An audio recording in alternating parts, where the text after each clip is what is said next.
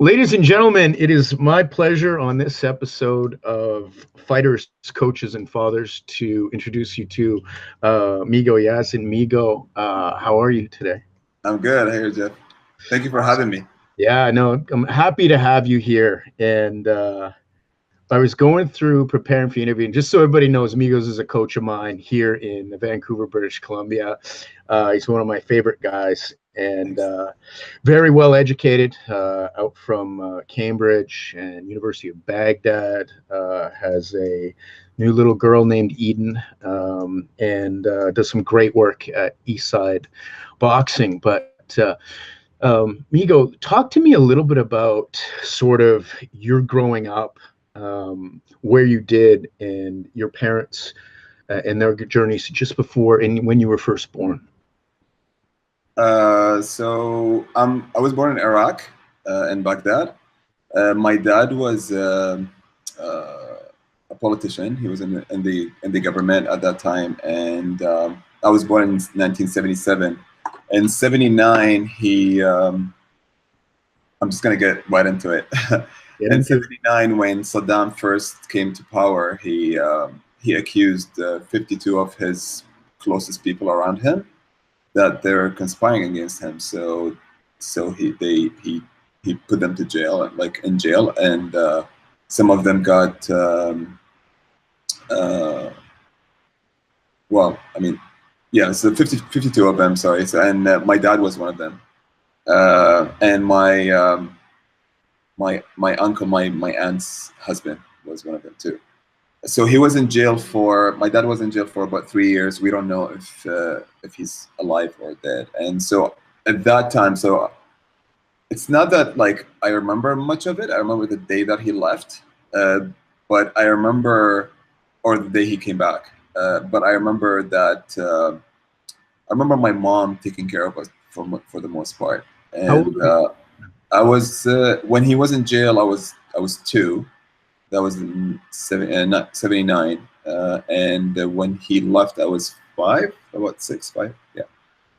So, but I do remember a lot. But my mom is really strong woman. Like she is a super strong woman. She raised us. We're 4 at that time. I was the youngest, and she raised us all, and with not knowing if her husband is alive or dead. It was like she's basically waiting for the body to be sent, because that's what happened to my aunt.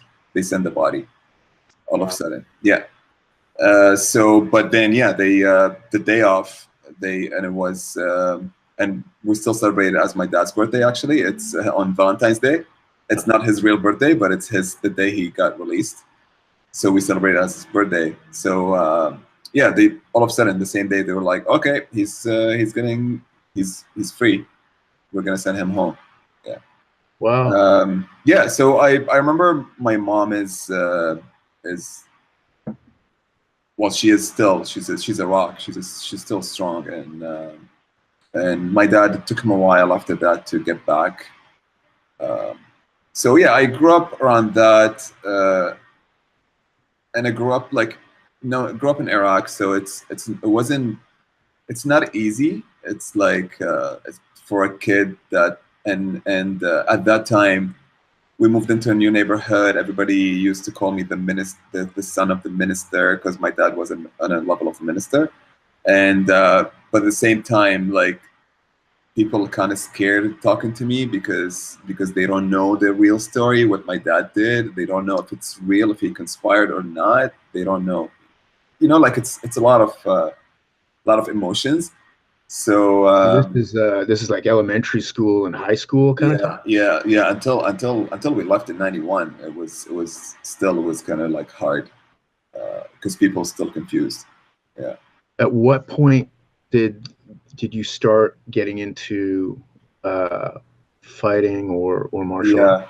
So I was always the small kids in the class, like always the smaller kid. I don't know what happened later. So my brother did taekwondos when he was younger, and I used to go watch him. But at that time, the mentality is like, no, you can only start when you're 8. So I used to go and I used to come back home every day, and I'm like crying, like cry to mom. It's like, I want to start doing it, but like, no, but Sensei said you can't do it.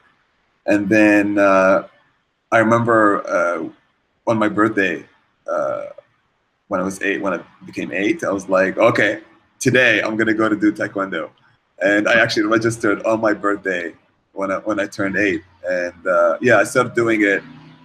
And but at the beginning, it didn't really serve me well, as in it didn't discipline me. It was more of as like, okay, you think I'm the small kid, but I know stuff, and I'm gonna kick your ass. So I used to get into a lot of trouble.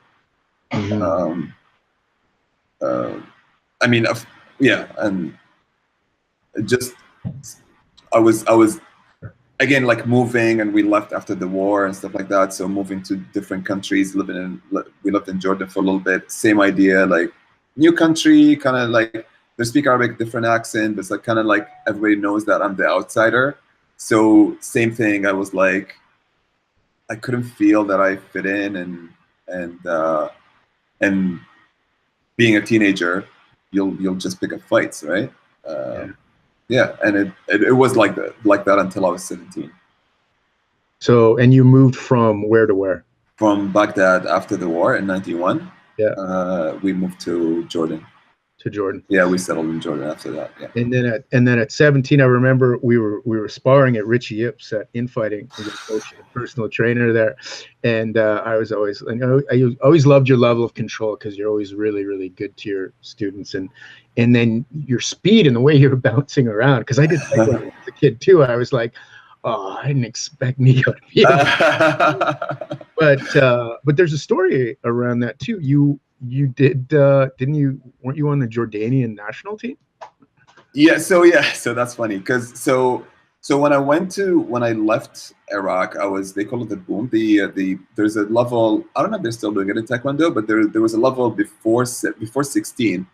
If you're black belt, they will give you, it's like half red, half black. So it's like a youth black belt. I think now they took that off. I haven't been doing Taekwondo for a while, but now they just give you black belt. So they call it boom. So it's so I was black belt at then, and then when I went to Jordan, I mean, we flee Iraq. We didn't just leave, and so I didn't have any of my like documentations, my degrees, nothing with me, right? And I was 15 at that time, so I went to Jordan, and I went and talked to a Taekwondo gym, the sensei, and I was like, this is my story. He's like, okay, so we're gonna get you to a red belt level, which is before the black level, and but then you're gonna have to do the test for black belt again. And he's like, he kind of believed in me for some reason. So I had to do the test again, and then I did second year. And that test, just so we know, that would be like kata. That would be like, they call it pumsi in Taekwondo. Pumsi. Okay, what are they? It's the same as kata. Yeah. So and the test you do the forms. They choose forms. So in Taekwondo, because it was getting regulated to get into the Olympics, so everything was regulated by the WTF, the Taekwondo, the World Taekwondo Federation. So they would do you do the forms. They would choose forms that there's like, I don't know, a bunch of people, like 20 or maybe more than that, and they would go like form number 1, form number 2, or random, like form number 7, and everybody does it. Yeah. And there are people sitting scoring you, and you do solo form, and then you do sparring. Right. Yeah.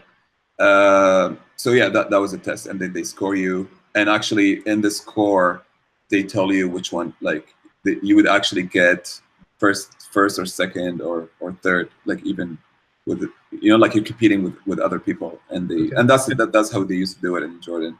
Interesting. Okay. Yeah, so I did that, and then I joined the Jordanian team, and I didn't have a Jordanian passport, right? I had an Iraqi passport, but I was a Jordanian resident, a permanent resident.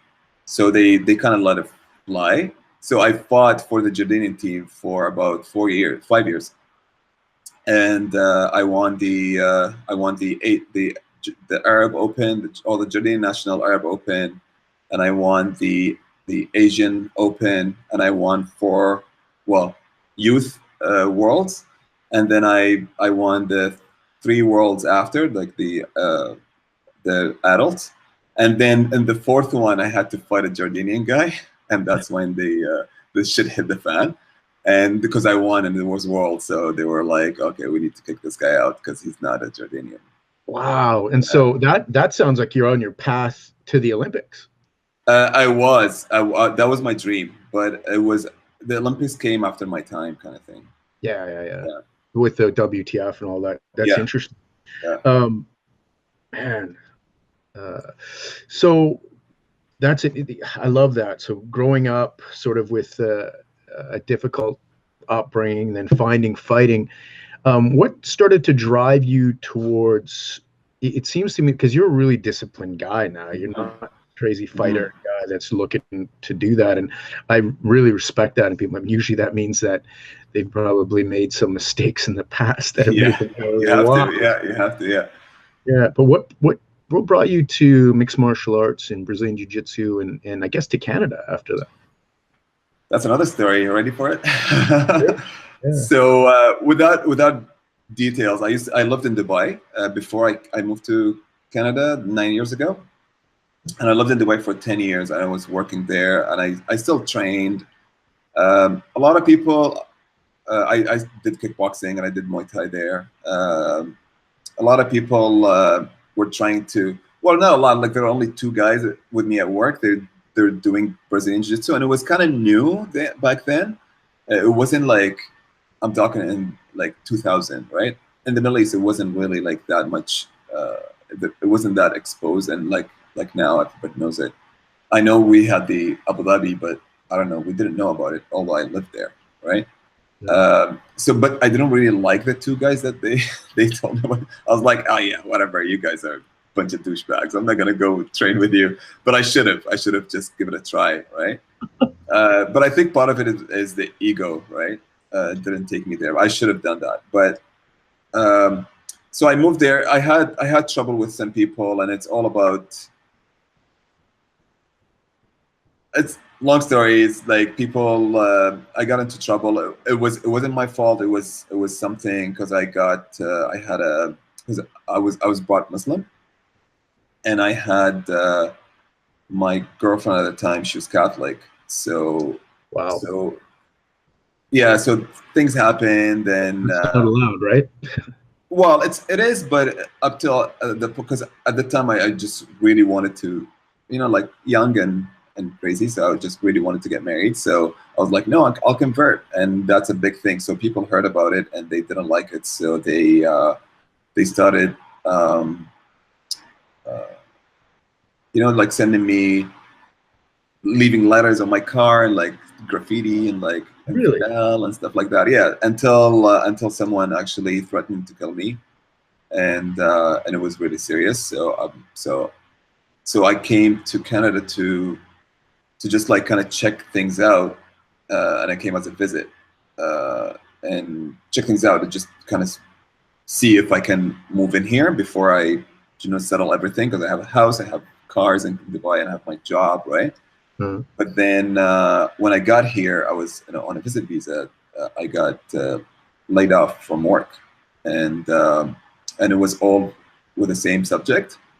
Wow. Yeah, and then I got, so my bank and my house, all my possessions, they were blocked, and the government took them. Oh. So I couldn't go back, and they put a life ban on me because I used to work with the government. So yeah, I was like, I'm here. So now what? So I stayed. Yeah, so I stayed in Vancouver. Hi, Sorry, Jamie. that's Jamie behind me. For some of life. our viewers, yeah, she's awesome. She's also a pro. Yeah, Jamie's a pro boxer. We'll talk about it. That's awesome. Yeah, so I applied for a refugee status, and that was history. Anyway, so how do I get into martial arts? Sorry, into mixed martial arts and jiu-jitsu. When I got here, I was looking for a gym to work, right? To work out, and of course, I used to live in Kitsilano, so I went to Steve Fitness World, right? Steve Nash Fitness World, Yeah. and it was Fitness World at that time. It wasn't before Steve Nash. Yeah. And I get to meet the trainers, and one of them was Blair, and who's the black belt at Infighting now. Love Blair. Yeah, he was. Oh yeah, I love this guy. He was blue belt at that time, and I remember I worked at the. So during the Olympics, I worked at my friend's bar in the on Granville.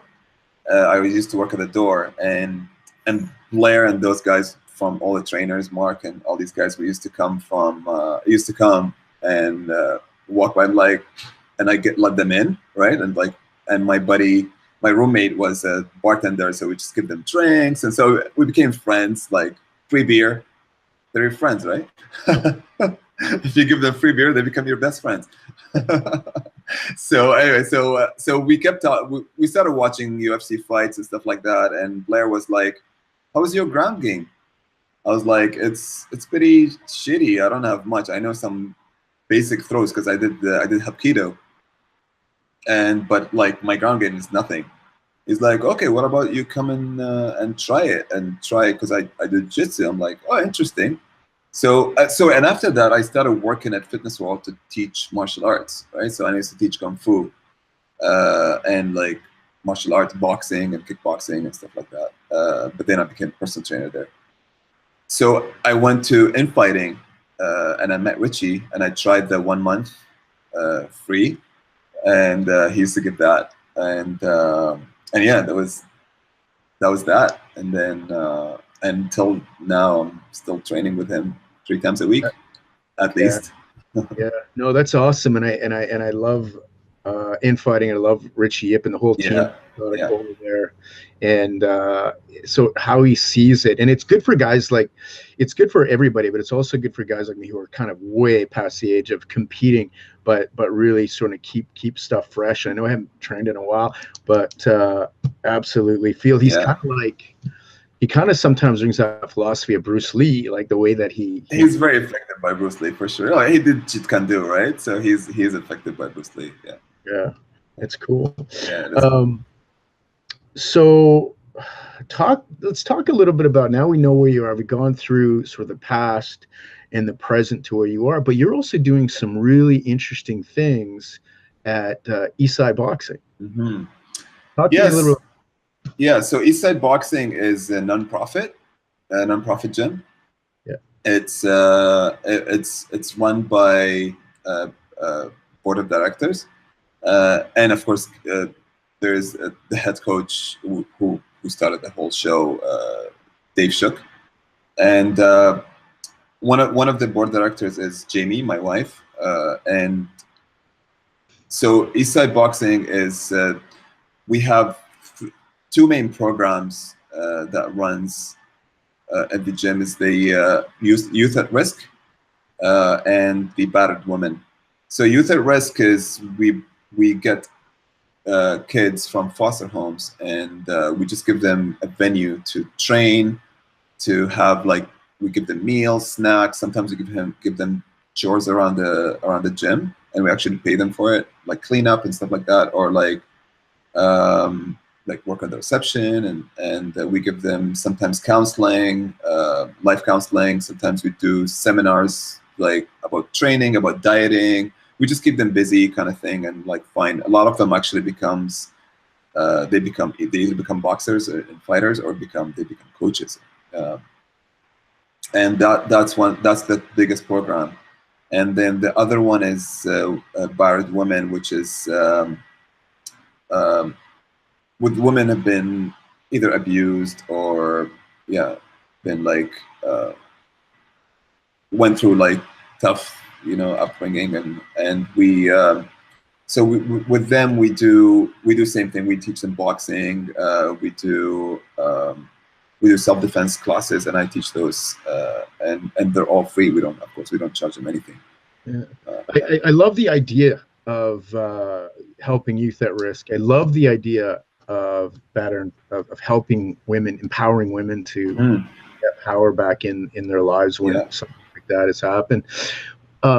But talk to me a little bit about, or tell me about the change that you see in some people when they start that. Like, is it the discipline that they start, hey, you know what, this is someplace I can go to become better? Like, there's something deep in the substance of that. What kind of changes do you see in people?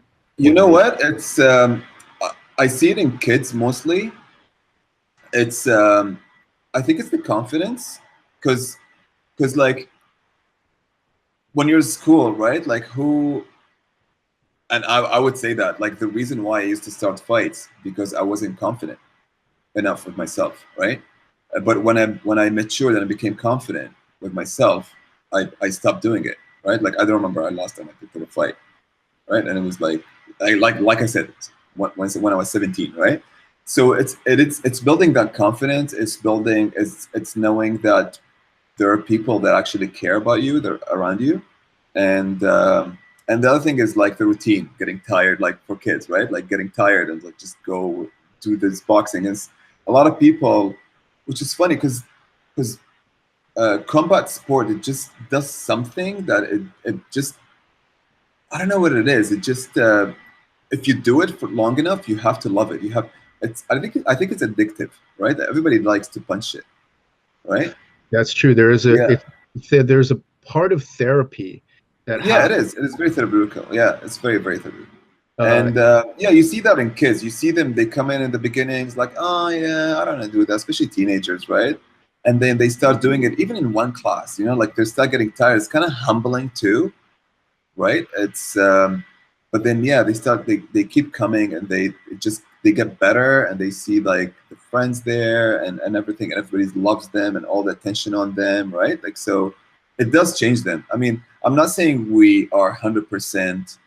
Everybody comes in, they stay, or they're like, we take them out of the streets. We have few kids, like they become 16 or 17 or 18, and then they disappear. Yeah. But it's very, very, like, it's the odd story kind of thing. And I love it, and I love what you're doing, and everyone loves to see the change in kids, and so many of people that we talk to on this podcast are teaching or coaching kids, and it really allows you to become the best you, I think, which you can see that happens. You've got a brand new daughter in Eden, which is one of Meego and Jamie, both very talented fighters. She'll probably be a secret agent or something. She'll be a little ninja, yeah. Right, but and what's awesome, one of the things that I love about you as well is that you also go out and do stuff. And July 26th is a date for you for something? Yeah, so I decided to pick up my first boxing match, next boxing fight, and so I'm fighting for there's a promotion called Aprons for Gloves. It's not promotion, sorry, it's a charity. So Aprons for Gloves is one of the charities that runs that funds the gym, Eastside Boxing, and it's one of our biggest charities. So I decided to do it this year, and everybody calls me a ringer, but I've never had a boxing match, so it will be good. So I raised the money. You have to raise money to get a fight. So yeah, we'll see. I don't know who I'm fighting. Tomorrow is the matchup. They're gonna let me know who I'm fighting, but hopefully it's a good fight. And it will be a good fight. We're both friends with Pancho Fonseca, who twice has been on the card for Aprons, Fighters for Aprons. Yeah. And both times when the opponent knew it was Pancho, they decided not to show up. Yeah, so, I know. Yeah, poor guy. I remember first year, actually, I had to do the face-out picture with him. I mean, everybody's like, "You're gonna fight this guy? He's small." I saw that picture. And what we'll do is I'll put a link to raise some funds for that for you. That'll we'll be link awesome. up to some other stuff. I also want to encourage you to find the video of one of your jiu-jitsu matches from last year, I think it was, where it's just amazing to see, because you actually put someone completely unconscious Oh As yeah. you put them unconscious, you stay there with them and do the exact right thing to bring them back to consciousness in the nicest way possible. I'm like, that's so great. I mean, again, it's martial arts, right? I mean, we are fighting, but again, like after the match, we're gonna hug it out, right? Like if the guy goes unconscious, I'm not gonna like be like, yeah, Yeah, like I jump did it, but around. no, there's kind of respect. What baffled me at that time is, I had the choke on, and he was in half guard, and I had the choke on, and I'm looking at the ref, and the ref is like looking around. I was like, okay, shit, the ref is not paying attention. So the guy went limp, and I'm like, okay, he's snoring. So I ran and I picked up his leg. You'll see that in the video. I picked up his feet, and the ref is like, "What are you doing? Get out of here!" I'm like, "The guy is unconscious," and the ref is like pushing me away. Yeah. Well, I mean, we know how those jiu-jitsu. I mean, I remember some refs going 12-hour days trying to focus, and they're practically so we can't blame him fully, but you got to pay attention when Meego's. Yeah. Well, I mean, yeah, exactly. Hey, listen, before we sort of end off here, I really appreciate you taking the time. It's good to see you again, Meego. But give me an understanding. One of the questions I ask everybody in this podcast is, what's one of the greatest lessons that you learned from your parents? Oh, my parents. Yeah, or one or the other.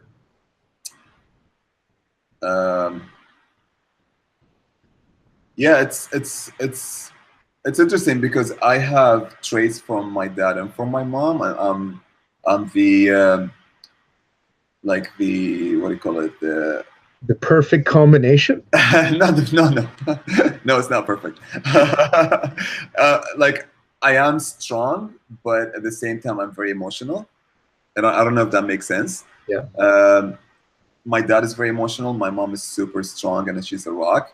So what I learned from them, I think, is if I like something, I'll do it, and that's why like I have so many hobbies, and I do so many things. Right? My parents I used to do 3 different martial arts, and swimming, and soccer, and basketball. And my mom used to drive me to swimming in the morning, 5 a.m. in the morning, then takes me from swim class to school. And then after school, she takes me to Taekwondo, and then after that to karate, and that's every day. And then I did music, and I did art. So she used to like, she's like, if you want to do it, we'll take you. Well, but you have to do it. Like don't half-ass it, right? If you want to do it, you can do it. And now, like, yeah, I do martial arts. I play 4 instruments. I've studied fine art, so I think I am an artist. So what I learned from them is if you love something, go for it and do it. It doesn't have to be, all you need to do is just to try it and do it, and you'll be good at it if you love it. I love it. That's a great place to end. Meego Yassin, thanks so much for thank you for the time, and I'll put all the information near the end on the YouTube. YouTube. That'll be great. Thank you so much. We'll go from there. Thanks again, brother. All right, thank you, Jeff. Bye.